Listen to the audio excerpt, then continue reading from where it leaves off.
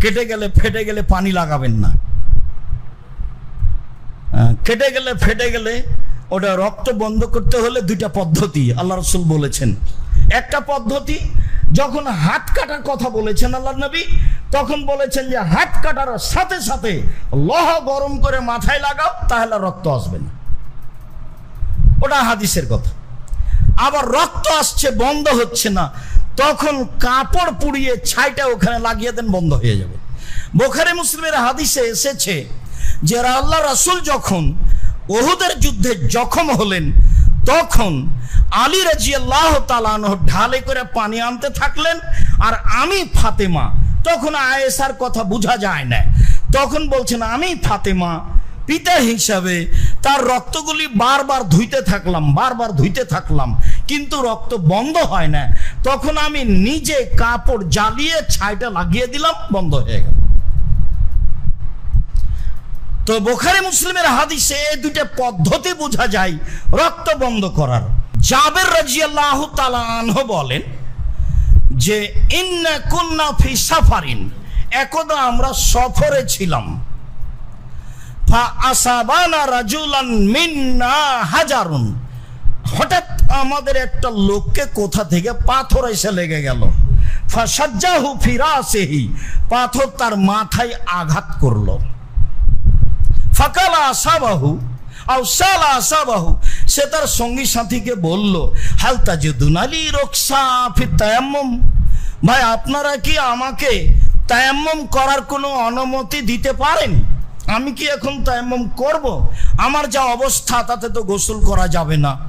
ফাকালু মাল নাজিদু লাকা রুকসা, না আপনার আমরা কোনো তায়াম্মুম করার সুযোগ দেখছি না। আনতা তাকদির আলাল মায়, আপনি তো পানি দিয়ে গোসল করতে সক্ষম, পানি দিয়ে ওযু করতে সক্ষম। ফাগাসালা, তাতে লোকটি গোসল করলো, বা ফেটে যাওয়া জায়গা পানি দিয়ে ধুয়ে ফেললো, ফামাতা, তাতেও মারা গেল। আমরা জানছি না। তখন এই ঘটনা আল্লাহ রাসূলের কাছে পৌঁছে গেলে আল্লাহ রাসূল বললেন কাতালুহু, ওরা তাকে হত্যা করেছে। কাতালাহুমুল্লাহ, আল্লাহ তাদেরকে হত্যা করুক। আলা সালু আলা সালু মাল্লাম ইয়ালামু, যারা জানে তাদেরকে ওরা জিজ্ঞাসা করলো না কেন? যারা জানে তাদের কাছে ওরা জিজ্ঞাসা করলো না কেন? না জানা মানুষের কাজই হচ্ছে জানা মানুষকে জিজ্ঞাসা করতে হবে। কেন ফতোয়া দিল? না জানা মানুষের কাজই হলো যে জানা মানুষকে জিজ্ঞাসা করতে হবে। শেফা বলেছেন না জানা মানুষের ঔষধ হলো যে জানা মানুষকে জিজ্ঞাসা করতে হবে। আল্লাহ বলেছেন ফাসালু আহলা যিকরি ইন কুনতুম লা তা'লামুন, তোমরা যদি না জানো তাহলে জানা মানুষকে জিজ্ঞাসা করো।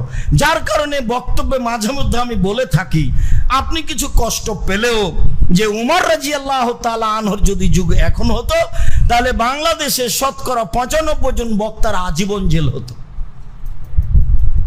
তারা বাইরে থাকতে পেত না। আমি বলেছি শতকরা 95 জন বক্তা মিথ্যা কথায় বক্তব্য দেয়, শতকরা 98 জন মুফাসসির মিথ্যা কথায় তাফসীর করে। এটা তো বাংলার ঘটনা। আমি বিহারে এক জায়গাতে বক্তব্য দিতে উপস্থিত হলাম, তো বক্তব্য দিচ্ছে, খুব কান লাগিয়ে শুনছি, উর্দু ভাষা খুব শক্তিশালী ভাষা, ফটফট ফটফট করে বলছে, কি যে বলছে। আমি খুব চেষ্টা করলাম, কাছাকাছি হতে পারলাম না। এবার আমি যখন রাত্রি 11টায় গেলাম, তখন আমি সালাম দিয়ে বললাম যে সন্ধ্যা থেকে আমি 11টা পর্যন্ত বক্তব্য শুনেছি, কি বলেছেন বক্তা তা ধরতে পারিনি, আপনারা কেউ কিছু বুঝতে পেরেছেন কি? তো সবাই বলল না।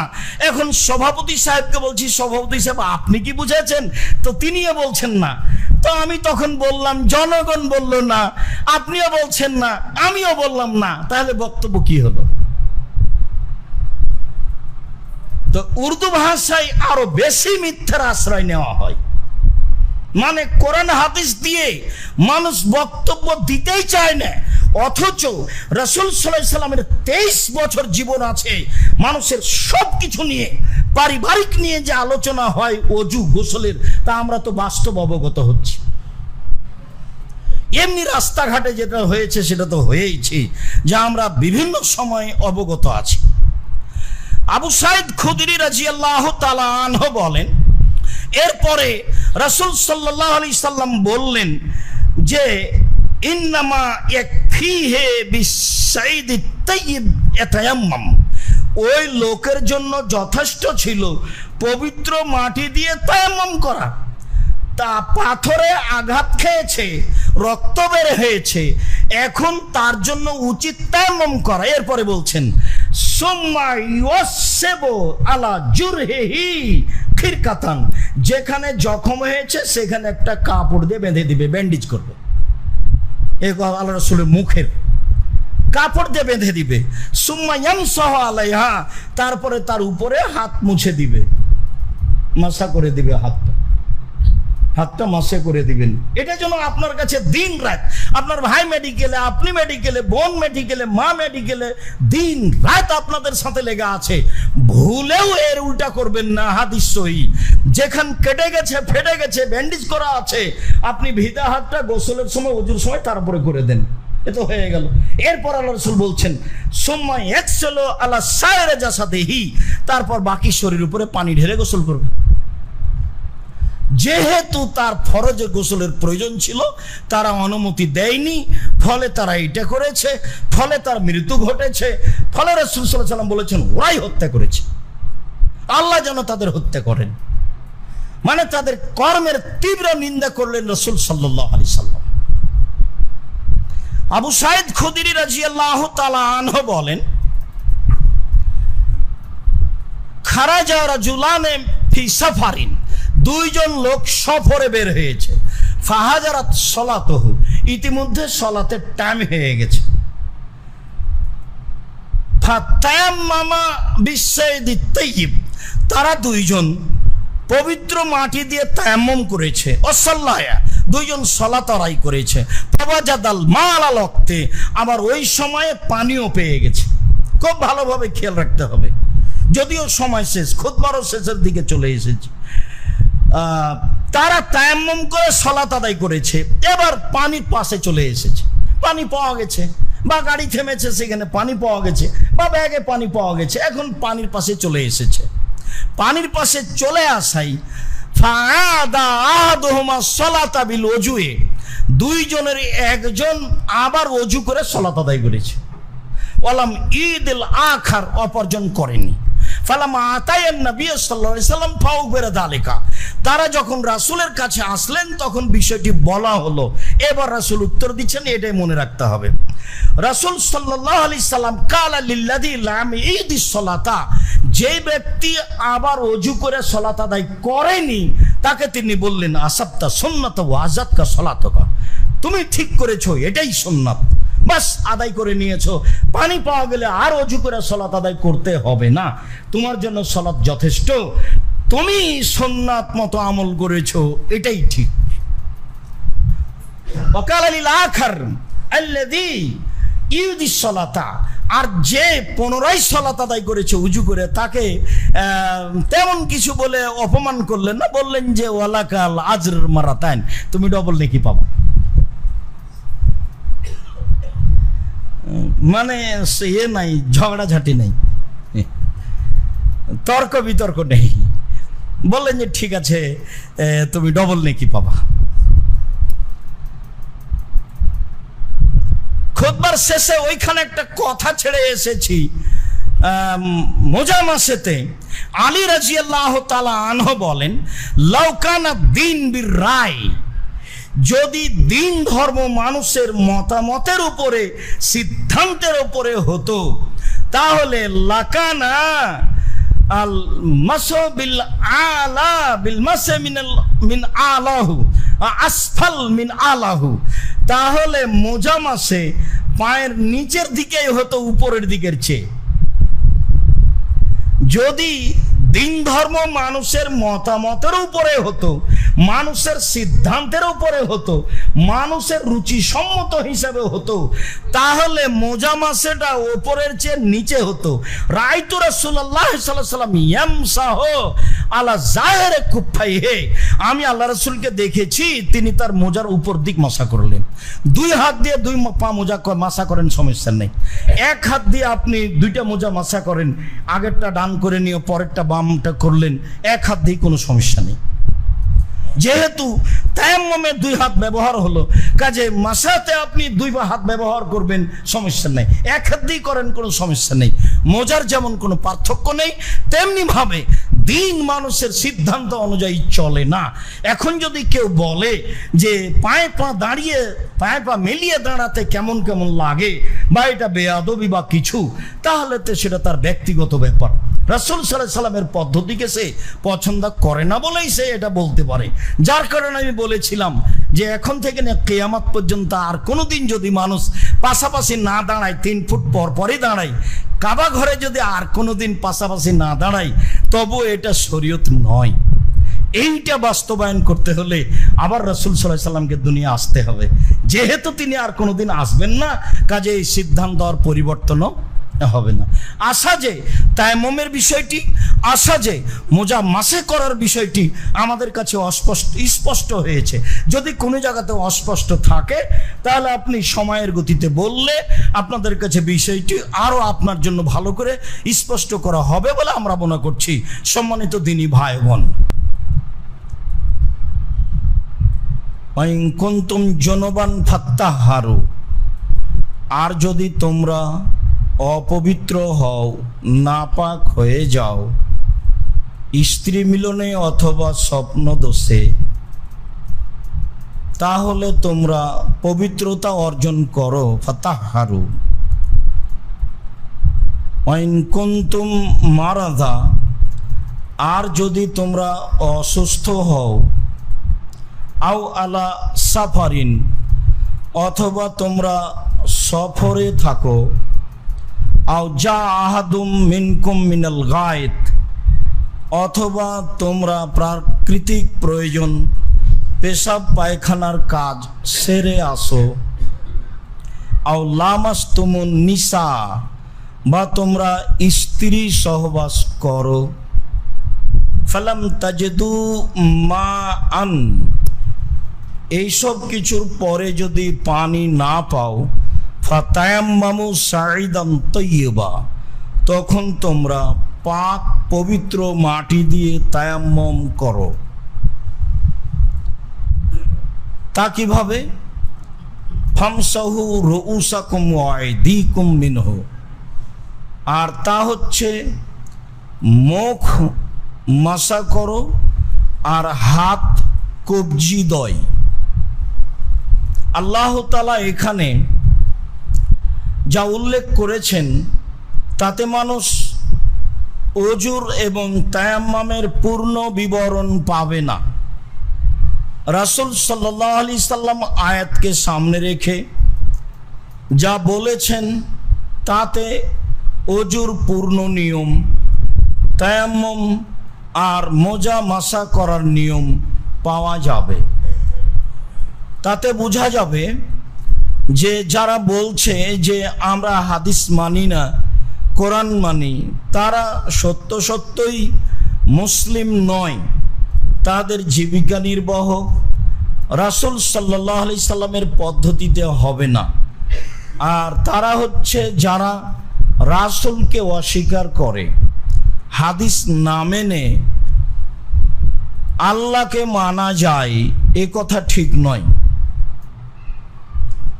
যেমন ভাবে এখানে আল্লাহ বলেছেন তোমরা সলাতের ইচ্ছা পোষণ করলে ওযু করো, মুখ ধোও আর হাত ধোও কোনই পর্যন্ত। তা কিভাবে? মাথা মাসা করো আর পা ধোও, তো আর পরে ধুয়ে নেওয়ার শব্দ নেই। যার কারণে পৃথিবীর বহু মানুষ মনে করেছে যে মাথা মাসা করতে হবে এবং পাও মাসা করতে হবে, কেননা মাথার পরেই শব্দটা পায়ের এসেছে।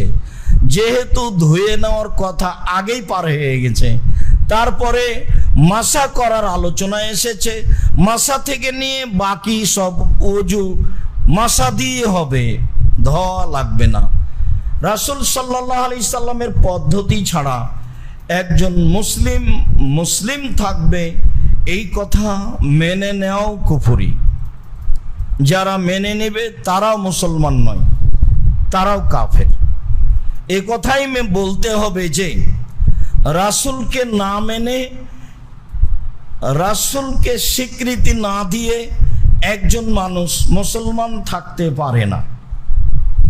সম্মানিত দিনী ভাই ও বোন, আমরা আজকের আলোচনায় প্রারম্ভের আলোচনা মোজার উপরে মাসে করা সম্পর্কে আলোচনা করি।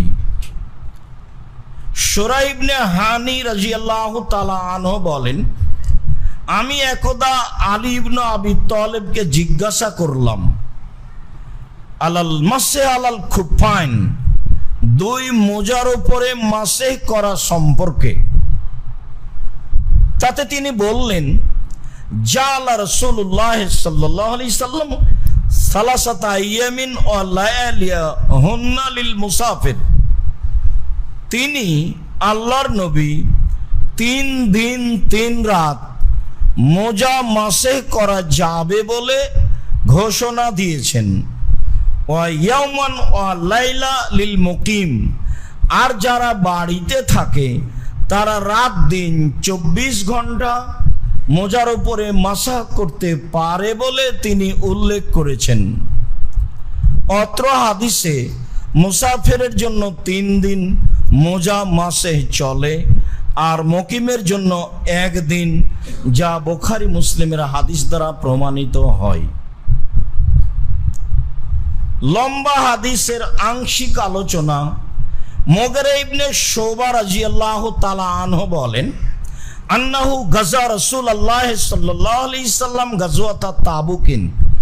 মুগিরা ইবনে শুবা আল্লাহ রাসূলের সাথে তাবুকের যুদ্ধে অংশগ্রহণ করেছিলেন।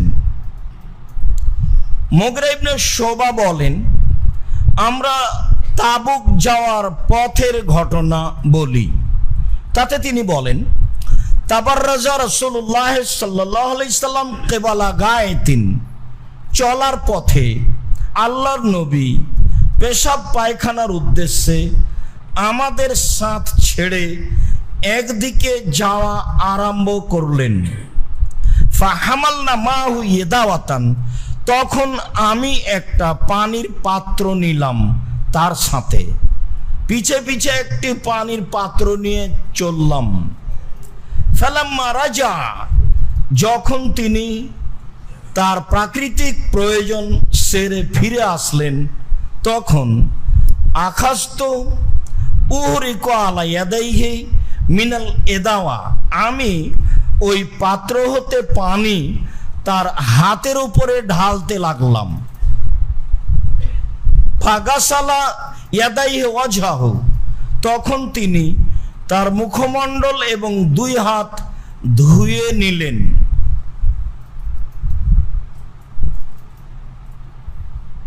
দুই হাত ধুয়ে নেওয়ার পরে ওয়াকানা আলাইহিল জুব্বা মিন সুফিন, তার গায়ে ছিল পশমের লম্বা জামা।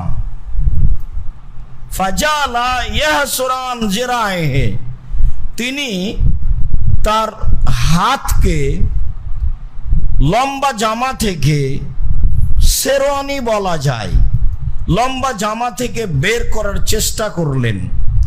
ফাযাকা আলাইহি কুম্মুল জুব্বা, তাতে তার আস্তিন হাত সংকীর্ণ হয়ে গেল, তিনি বের করতে পারলেন না। ফাখরাজা ইয়াদাইহি মিনাল জুব্বা, এবার জামা থেকেই তিনি 2 হাত বের করে নিলেন, পুরো জামা থেকে, মানে জামাই খুলে ফেললেন। ওয়া আলকা আলা মানকিবাইহি, জুব্বাটি কাঁধের উপরে রেখে দিলেন। যখন হাত বের করতে পারলেন না, কবজি কোনই পর্যন্ত ধুয়ে নিব বলে, তখন তিনি জুব্বা বড় জামা খুলে ফেললেন এবং কাঁধের উপরে রেখে দিলেন, যেটা আমরা স্বাভাবিকভাবে করি। তিনিও একজন মানুষ, স্বাভাবিক গতিবিধি তার কাছে বিরাজ করে। কাঁধের উপরে রেখে নিয়ে ফাগাসালা জিরাইহে, তিনি তার 2 হাত ধুয়ে নিলেন কোনই পর্যন্ত। অমাসাহ বিন নাসিয়াতুল ইমামা, আর মাসাহ করলেন কপাল এবং পাগড়ি। সেই দিন তার মাসাটা শুরু হয়েছিল কপাল হতে, তো কপাল শেষ হলেই তো পাগড়ি শুরু হলো। মাথায় পাগড়ি ছিল, স্বাভাবিক থাকতো, কোনো সময় খালিও থাকতেন। তিনি পাগড়ি এবং কপালের উপরে মাসাহ করলেন। সুম্মা মাসাহা খুফাইনে, তারপর তিনি মাসা করলেন তার মোজার উপরে। এটা হলো মৌলিক কথা। তারপর তিনি তার 2 মোজার উপরে মাসাহ করলেন। 2 মোজার উপরে মাসাহ করলেন যখন, তখন আমি একটা কাজ করলাম। মাসাহ করতে গেলেন যখন, তখন আহওয়াইতো লিআনজিয়া খুফাইহে, আমি একটু বাঁকা হলাম তার মোজা দুটি আমি পা থেকে খুলে নিব বলে। সাথে সব সময় 2-1 জন সাহাবী থাকতেন যারা অজু গোসলে সহযোগিতা করতেন।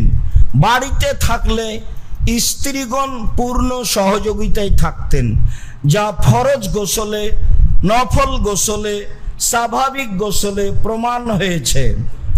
বাহিরে থাকলে সাহাবীগণ সেই সহযোগিতা পূর্ণই করতেন। এমনটি কাজ তিনি নিজেও করতে পারবেন, যা অনেক সময় করেছেন। তবে সাহাবীগণ আনুগত্যে বা অবস্থা জানার জন্য সব সময় সাথে প্রস্তুত থাকতেন। আমি যখন মোজা দুটি খুলে নিতে চাইলাম, তখন আমাকে বললেন, দাহুমা, না রাখো, মোজা খুলতে হবে না। ফাইন্নি আদখালতুহুমা তাহেরাতাইনে, আমি যখন মোজা পরেছিলাম তখন অজু করে পরেছিলাম। মনে রাখা ভালো হবে যে অজু না করেই আপনি মোজা পরেছেন তখন মাসা করবেন, এটা হবে না। অজু করে যখন আপনি মোজা পরবেন, তখন প্রয়োজন যখন হবে তখন মাসা করবেন। আর যখন প্রয়োজন হয়েছে তখন থেকে 24 ঘন্টা বাড়িতে থাকলে, আর যখন প্রয়োজন হয়েছে তখন থেকে 3 দিন 3 রাত সফরে থাকলে পড়লেন, তখন থেকেই 24 ঘন্টা শুরু তা নয়। পড়লেন তখন থেকেই 3 দিন 3 রাত শুরু হলো তা নয়। এইবার যখন আমি মোজা খুলতে গেলাম, তখন তিনি বললেন, না ছেড়ে দাও, খুলতে হবে না। আমি যখন মোজা দুটি পরি তখন অজু করে পরেছিলাম। এই কথাটা প্রমাণ করে যে মোজার উপরে মাসা চলবে, করা যাবে যখন আপনি অজু করে মোজা পরবেন তখন। সুম্মা মাসা আলা খুফাইহে, তিনি এবার তার মোজার উপরে মাসা করে নিলেন।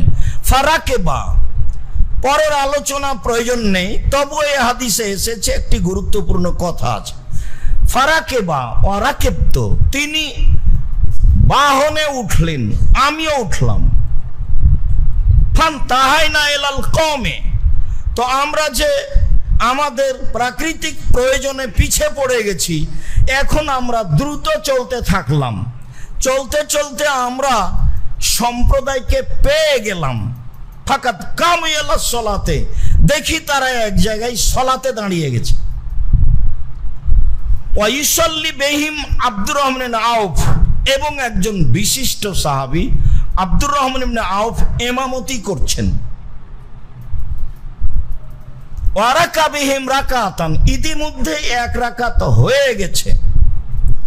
ফা আহাসাবিন নবী সাল্লাল্লাহু আলাইহি সাল্লাম, তো আব্দুর রহমান আউফ অনুভব করেছেন যে আল্লাহর নবী চলে এসেছেন।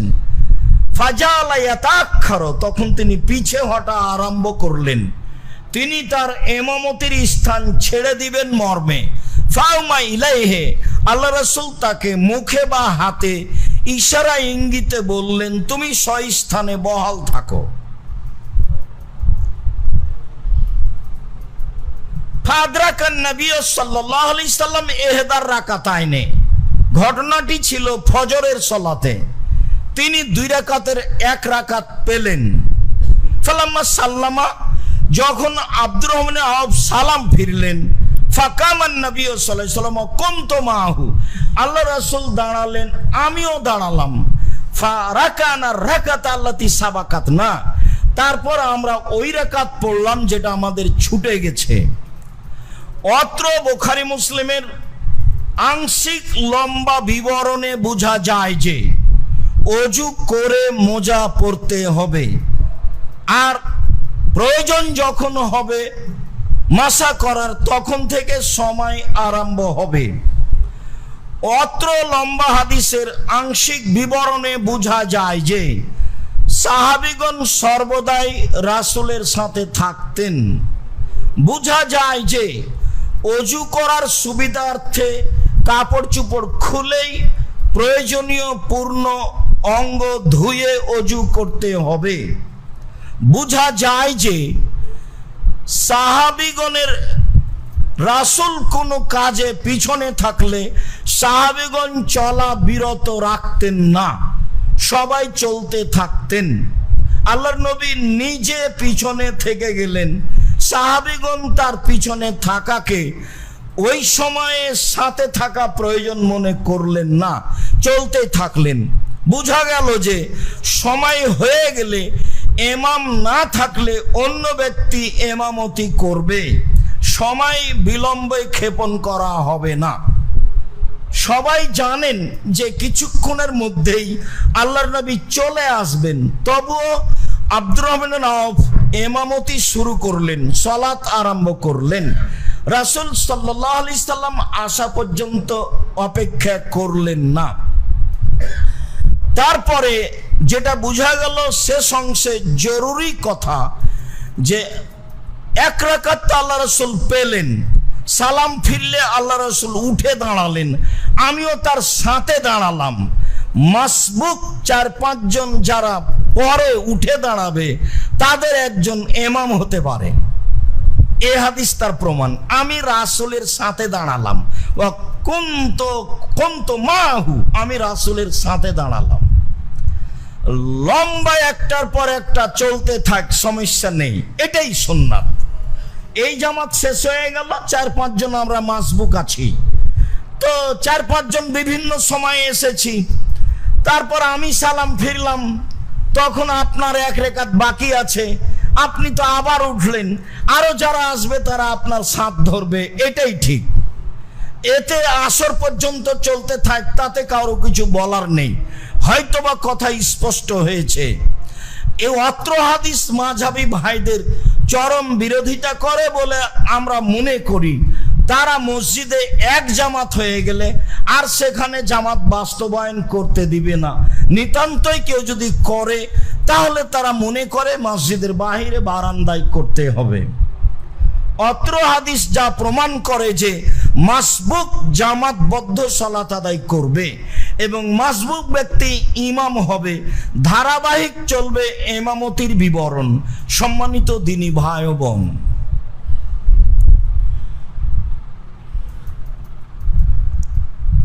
আবু বকর রাদিয়াল্লাহু তাআলা আনহু বলেন, কুন্না ফি সাফারিন, আমরা একদা সফরে ছিলাম। তিনি বলেন, রাখাসা লানা রাসূলুল্লাহ সাল্লাল্লাহু আলাইহি সাল্লাম সালাসাতা আইয়ামিন লিল মুসাফির ওয়া ইয়াওমান ওয়া লাইলা লিল মুকিম। তিনি মোজা মাসা করার জন্য মুসাফিরকে 3 দিন সুযোগ দিয়েছেন আর মুকিমকে 1 দিন সুযোগ দিয়েছেন। এই কথা তিনি বলেন।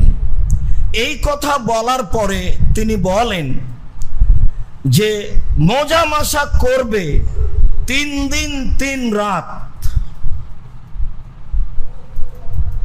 আবু সাঈদ খুদরি রাদিয়াল্লাহু তাআলা আনহু বলেন, আমারানা রাসূলুল্লাহ সাল্লাল্লাহু আলাইহি ওয়াসাল্লাম আই ইয়ামসাহা সালাসাতা আইয়ামিন ওয়া লায়ালিয়াহুন্না, আল্লাহর নবী আমাদেরকে মোজা মাসে করার জন্য 3 দিন 3 রাত অনুমতি দেন, ইল্লা মিন জানাবাতিন, তবে পারিবারিকভাবে বা স্বপ্ন দোষে যদি গোসল ফরজ হয় তখন আর মোজা মাসে করা চলবে না। ইল্লা মিন বাউলিন আও গায়েতিন আও নমিন, কখন মোজা মাসা করা যাবে? পেশাবের পরে, পায়খানার পরে, ঘুম থেকে উঠে। এসব কারণে অজু ভেঙে গেলে, বা আগে একবার বলেছি উটের গোস্ত খেয়ে অজু ভেঙে গেলে পুনরায় যখন অজু করব তখন মোজা মাসে করা চলবে। তবে যদি ফরজ গোসলের প্রয়োজন হয় তখন আর মোজা মাসা চলবে না, তখন ফরজ গোসল করতে হবে রাসূল সাল্লাল্লাহু আলাইহি সাল্লামের দেওয়া পদ্ধতিতে। সাফওয়ান ইবনে আসাল রাদিয়াল্লাহু তাআলা আনহু বলেন, রাসূল সাল্লাল্লাহু আলাইহি ওয়াসাল্লামকে আমি দেখেছি ইয়ামসাহু আলা জাহিরে খুফাইনে, আল্লাহর নবী তার মোজার উপর দিক মাসা করতেন। মুগিরা ইবনে শুবা রাদিয়াল্লাহু তাআলা আনহু বলেন, তাওয়াজ্জা রাসূলুল্লাহ সাল্লাল্লাহু আলাইহি সাল্লাম ওয়া মাসা আলাল জাওরাবাইনে ওয়া নাআলাইনে, আল্লাহর নবী অজু করলেন আর মোজা কাপড়ের মোজাতে মাসা করলেন এবং জুতার উপরে মাসা করলেন। সম্মানিত দিনী ভাই বোন, আমরা একটি জরুরি কথা এখানে বলতে চাই যে আমরা কোনোদিনই এমনভাবে পৃথক করে বিবরণ পেশ করিনি। মোজা চামড়ার হোক, মোজা কাপড়ের হোক, মোজা মোটা কাপড়ের হোক, মোজা চিকন কাপড়ের হোক, পৃথক করা বিষয়টি আমরা কোনোদিন উল্লেখ করিনি। তবে আমরা একাধিক মানুষের মুখে শুনেছি মাসে করার সময় মানুষ আমাদের প্রতি আপত্তি তুলেছে, বিষয়টি অবগত আছি। তাতে তারা বলতে চেয়েছেন যে চামড়ার মোজা হলে মোজা মাসা চলবে, আর যদি কাপড়ের হয় তাহলে চলবে না। যারা একটু নরম পথ অবলম্বন করেছে তারা বলেছেন যে যদি কাপড়টা মোটা হয় মোজার তাহলে চলবে। আপনাদের জেনে রাখা ভালো হবে যে মোজা চামড়ার হোক, মোজা কাপড়ের হোক, মোজা চিকন কাপড়ের হোক, মোজা মোটা কাপড়ের হোক, মোজা মোজাই। মোজার ব্যাপারে রাসূল সাল্লাল্লাহু আলাইহি সাল্লাম দ্বিতীয় কোনো মতামত উল্লেখ করেননি। আপনাদেরকে এই বিষয়ে খুব ভালোভাবে সতর্ক থাকতে হবে যে শরীয়ত মানতে গিয়ে মানুষের রূপক কথা মানার সুযোগ নেই। যারা আপনারা উপস্থিত আছেন, যারা আপনারা সময়ের গতিতে যন্ত্রের মাধ্যমে অবগত হবেন, পৃথিবীর সকল দিনই ভাই বোন, বিশেষভাবে বাঙালিদের আমি বলতে চাই যে আপনাদের কাছে মোজা মাসে করার বিষয়টি যেভাবে পেশ করছি ও করলাম এটাই চূড়ান্ত। মোজা চামড়া বা কাপড়ের বলে পৃথক করার কোনো সুযোগ নেই। অত্র হাদিসে যেটা আমরা বুঝলাম, আল্লাহর নবী নিজে চামড়ার মোজার উপরেও মাসা করেছেন, কাপড়ের মোজার উপরেও মাসা করেছেন। আমি আর আপনি চিকন, সরু, পাতলা এত কিছু বলার কেন প্রয়োজন মনে করছি? বাস মোজা মোজাই। মুসাফিরের জন্য 3 দিন 3 রাত, আর মুকিমের জন্য 1 দিন 1 রাত। উল্লেখ্য যে অজু করে মোজা পরতে হবে। উল্লেখ্য যে যখন অজু ভেঙে যাবে তখন আপনি মোজা মাসে করবেন, তখন থেকে আপনার শুরু হলো 3 দিন 3 রাত, তখন থেকে শুরু হলো আপনার জন্য 24 ঘন্টা। বিষয়টি বুঝে আমল করার চেষ্টা করব। আল্লাহ তৌফিক দান করো। আল্লাহুম্মা আমিন। আল্লাহুম্মা সাল্লি আলাইহি আল্লাহুম্মা বারিক।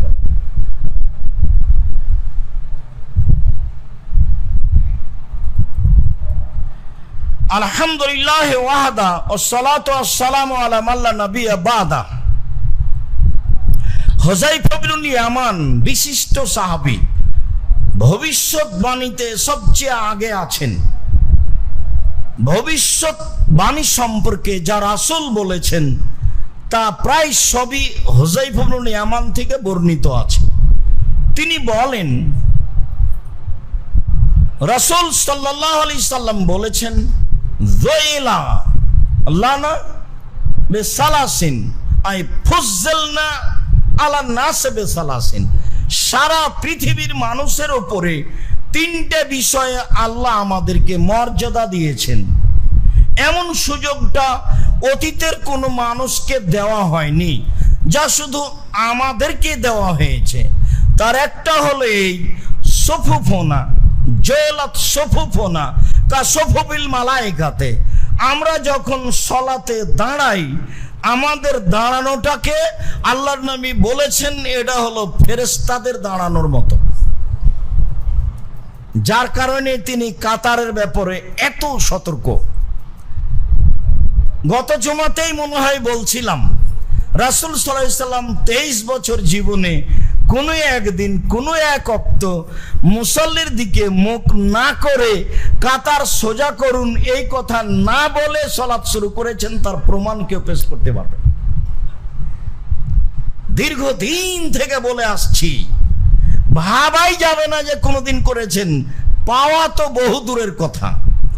এরপরেও আমাদের প্রায় মসজিদেই কাদকামতি সলা বললেই উনি বেশ পাগড়ি পেঁচাচ্ছেন, আল্লাহ আকবার বলে ফেলছেন, ঘুরেও কোনোদিন মুসল্লির দিকে দেখেন না, কাতার সোজা করুন এই কথা বলেন না। আল্লাহর নবী শুধু বলেননি যে কাতার সোজা করুন, বলেছেন কাতার সোজা না হলে তোমাদের অন্তরে পরস্পরে বিরোধী মতবিরোধ আসবে। শুধু তাই বলেননি, তিনি বলেছেন মান সাদ্দা ফুরজাতান বানাল্লাহু লাহু বাইতান ফিল জান্নাহ। কেউ যদি কাতার সোজা করে তাহলে আল্লাহ তার জন্য জান্নাতে একটি ঘর বানাবেন। দেখেন আপনি উপদেশ বইটা পড়ে সলাতে সারিবদ্ধ হয়ে দাঁড়ানো, এই হাদিসটা দেওয়া আছে। ফাজাইলে আমল বইয়ে যত জাল জয়ী হাদিস আছে, তো এই হাদিসটা ভুলে গিয়েও একটা সহি হাদিস দিয়ে দেওয়া যেত ফজিলতের। কত ফজিলত! ফাজালে আমল মানেই তো ফজিলতের আমল। এই করো এই ফজিলত, এই করো এই ফজিলত, এই করো এই ফজিলত। তো এটাও তো অনেক ফজিলত যে মান সাদ্দা ফুরজাতান বানাল্লাহু লাহু বাইতান ফিল জান্নাহ। কেউ যদি কাতার সোজা করে মিল করে দাঁড়ায়, ফাঁকা বন্ধ করে, তাহলে আল্লাহ তার জন্য জান্নাতে ঘর বানাবেন। এই হাদিস আপনি পাবেন না। এই হাদিস চলন্ত নীতির উল্টা। চলন্ত নীতি হলো পায়ের সাথে পা লাগানোই তো বেয়াদবি। তাহলে ফাঁকা বন্ধ করলে জান্নাত পাওয়া যাবে, এ হাদিস পেশ করলে জনগণ তো উল্টিয়ে ধরবে। সম্মানিত দিনী ভাই বোন, বলছিলাম রাসূল সাল্লাল্লাহু আলাইহি সাল্লাম বললেন, আমাদেরকে তিনটি বিষয়ে পৃথিবীর সকল মানুষের উপরে প্রাধান্য দেওয়া হয়েছে। তার একটি হচ্ছে আমাদের সারিবদ্ধ হয়ে সলাতে দাঁড়ানোকে ফেরেশতাদের দাঁড়ানোর মতো বলা হয়েছে। 2, ওয়াজলাত লানা আরজু মসজিদান, আমাদের জন্য সারা পৃথিবীকে মসজিদ করে দেওয়া হয়েছে।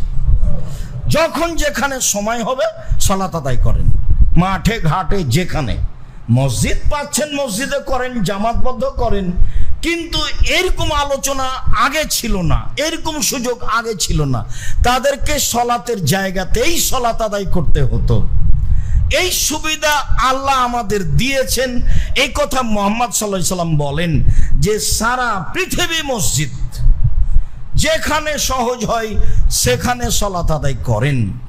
ওয়াজলাত তুরবাতুহা লানা তাহুরান, আর সারা পৃথিবীর মাটিকে আমাদের জন্য ওযু হিসাবে ঘোষণা দিয়েছেন, ওযুর মাধ্যম হিসাবে ঘোষণা দিয়েছেন। পানি নাই বাস মাটি, পানি নেই বাস মাটি।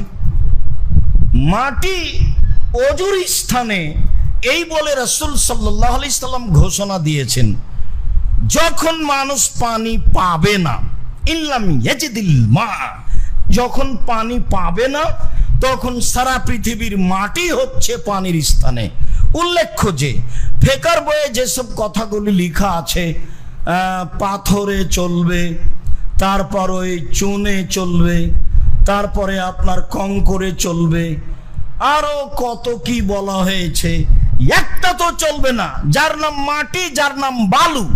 এই বালু আর মাটি, এই দুটা ছাড়া কোনো কিছু দিয়ে তায়াম্মুম চলবে না। ভালোভাবে মনে রাখা ভালো। বাস ওই দেওয়ালে একটু ধুলা লেগে আছে, সেখানে হাত মাজলে, হাত মারলে তায়াম্মুম হয়ে যাবে, এ কথা ঠিক নয়। মাটি যার নাম, তাকে দিয়ে তায়াম্মুম করতে হবে, তাহলেই হবে, যা আল্লাহ তাআলা বলেছেন। আল্লাহ তাআলা বলেছেন যদি পানি না পাও ফাতায়াম্মামু সাঈদান তাইয়্যিবা, তাহলে তোমরা পবিত্র মাটি দিয়ে তায়াম্মুম করো, এটা আল্লাহর আদেশ। তাহলে তোমরা পবিত্র মাটি দিয়ে তায়াম্মুম করো। তো পাথর কি করে মাটি হলো, চুন কি করে মাটি হলো, হরতাল কি করে মাটি হলো, আপনার বাড়িঘর কি করে মাটি হলো, টিন কি করে মাটি হলো? জি না, এগুলো একটাও মাটি হিসাবে গণ্য নয়। মাটি আর বালুই মূলত মাটি, এ দিয়ে আপনি তায়াম্মুম করবেন, যা আল্লাহ রাসূল বলেন, যা আল্লাহ তাআলা বলেন। জাবের রাদিয়াল্লাহু, আম্মার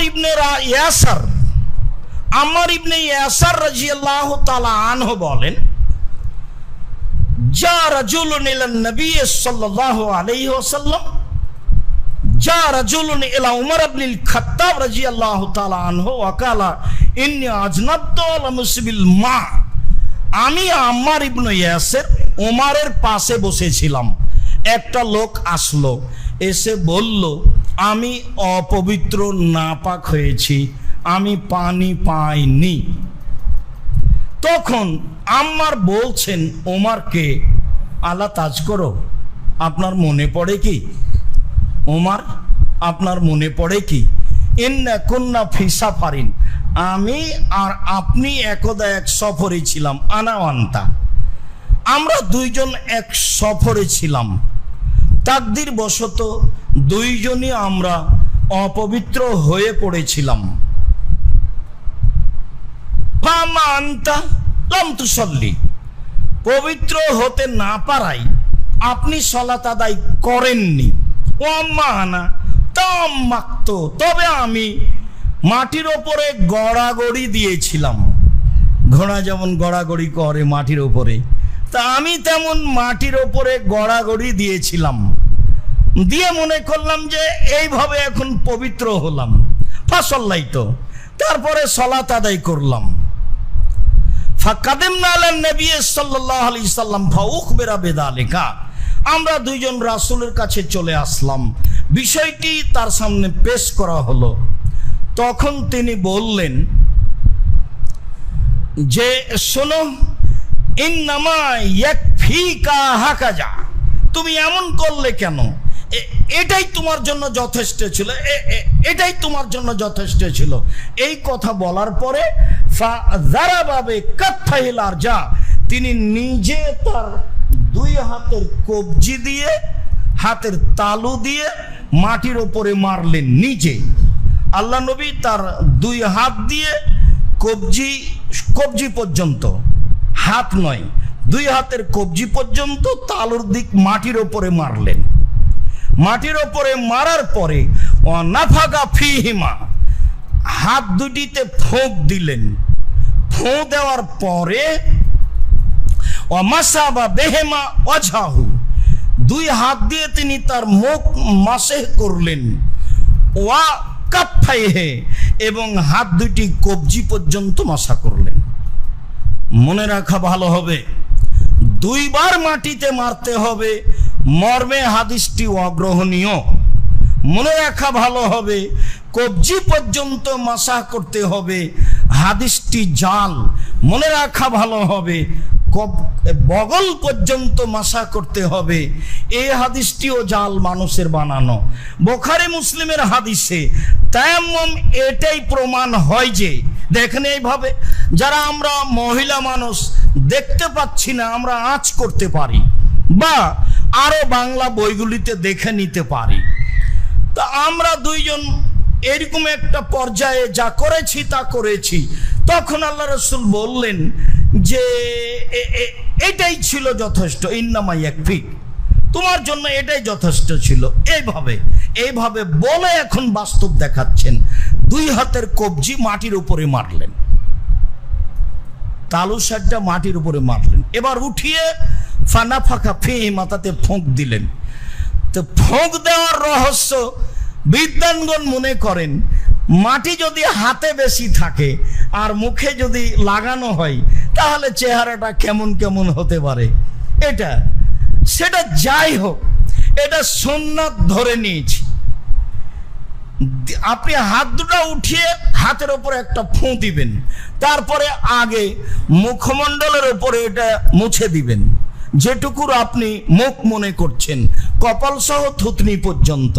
তারপর মুছে দেওয়ার পরে হাত দুটি কবজি পর্যন্ত, ডান হাতটা বাম হাতের উপরে দিয়ে বাম হাতটা ডান হাতের উপর দিয়ে, অবশ্যই তা কবজি পর্যন্ত থাকবে, অবশ্যই তাই একবার মারা থাকবে, অবশ্যই তা কোনই পর্যন্ত নয়, অবশ্যই তা বগল পর্যন্ত নয়, অবশ্যই তা 2 বার মারা নয়। ভারত, বাংলাদেশ, পাকিস্তানের 95% জন মানুষ 2 বার হাত মেরে মাসা করে। বুখারী মুসলিমের হাদিস স্পষ্ট জাজল্য দিনের মতো প্রমাণ করে যে হাত 2 বার মারা লাগবে না, একবারই যথেষ্ট। একবার মেরে ফোঁক দিয়ে মুখের ওপরে মুছে নিয়ে কবজি পর্যন্ত 2 হাত পরস্পর, ডানটা বামে বামটা ডানে দিয়ে তায়াম্মুম হয়ে যাবে, যত্র হাদিসে স্পষ্ট বোঝা যায়। জাবের রাদিয়াল্লাহু তাআলা আনহু বলেন, কুন্না ফি সাফারিন মা নবী সাল্লাল্লাহু আলাইহি সাল্লাম, একদা আমরা রাসূলের সাথে সফরে ছিলাম। ফাসাল্লা বিন নাস, আল্লাহর নবী জনগণকে নিয়ে সালাত আদায় করলেন। ফালাম্মা ইনফাতালা মিন সালাতিহি, যখন তিনি সালাত শেষ করলেন, ফাইজাহু বিরাজুলিন মুতাজিলিন লাম ইসাল্লি মাল কওমে, হঠাৎ দেখলেন একটা লোক পাশে আছে, সালাত আদায় করেনি জনগণের সাথে। তো আল্লাহ রাসূল তাকে বললেন, ইয়া ফলানা, হে অপরিচিত অমুক ব্যক্তি, মা মানাকান তুসাল্লি মাল কওমে, তোমাকে কে বাধা দিল, তুমি আমাদের সাথে সালাত আদায় করলে না কেন? তখন লোকটি বলল, ইন্নি আসাদ্দ জানাবাতান, আমি অপবিত্র, নাপাক, ওয়ালাল মা, আমি পানি পাইনি। তখন আল্লাহ রাসূল বললেন, আলাইকা বিসাইদ ইন্নামা ইয়াকফিকা, আরে পানি পাওনি তাতে কি আছে, মাটি তোমার জন্য যথেষ্ট।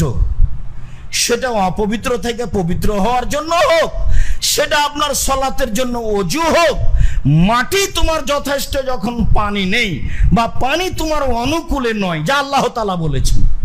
তুমি অসুস্থ, পানি তোমার অনুকূলে নয়, পানি ব্যবহার করলে তোমার রোগ ব্যাধি বেড়ে যাবে, তোমার কাশি বেড়ে যাবে, যাতে তুমি রোগ ব্যাধির আশঙ্কা করছো, তখন তুমি মাটি ব্যবহার করো ওযুর স্থানে। এই কথা আল্লাহ তাআলা বলেন, এই কথা রাসূল সাল্লাল্লাহু আলাইহি সাল্লাম বলেন। আবু হুরায়রা রাদিয়াল্লাহু তাআলা আনহু বলেন, রাসূল সাল্লাল্লাহু আলাইহি সাল্লাম বলেছেন, ইন্নাস সাঈদাত তাইয়্যিবা ওয়াজুল মুসলিম, নিশ্চয় পবিত্র মাটি মুসলমানের জন্য পানির স্থানে। নিশ্চয় পবিত্র মাটি মুসলমানের জন্য পানির স্থানে। ওয়াইলাম ইয়াজিদিল মা আশারা সিনিনা, 10 বছর পানি না পেলেও। এটা আল্লাহ রাসূল শক্ত করে কোনো কথা বলেন, অনেক সময় শক্ত করে বলেন। এক সময় বলেছেন 100 বার বললে সে কথা হবে না, তো 100 বার তো মানুষ বলবে না। তো শক্তের যখন প্রয়োজন হয় তখন আল্লাহ রাসূল এইভাবে বলেন যে ও যদি 100 বার এই কথা বলে তবুও গ্রহণ হবে না। এখানে তিনি বলছেন 10 বছর পানি না পেলেও চলবে, মানে পানির স্থানে মাটিকে ব্যবহার করতে হবে, এই কথা রাসূল সাল্লাল্লাহু আলাইহি সাল্লাম বলেন।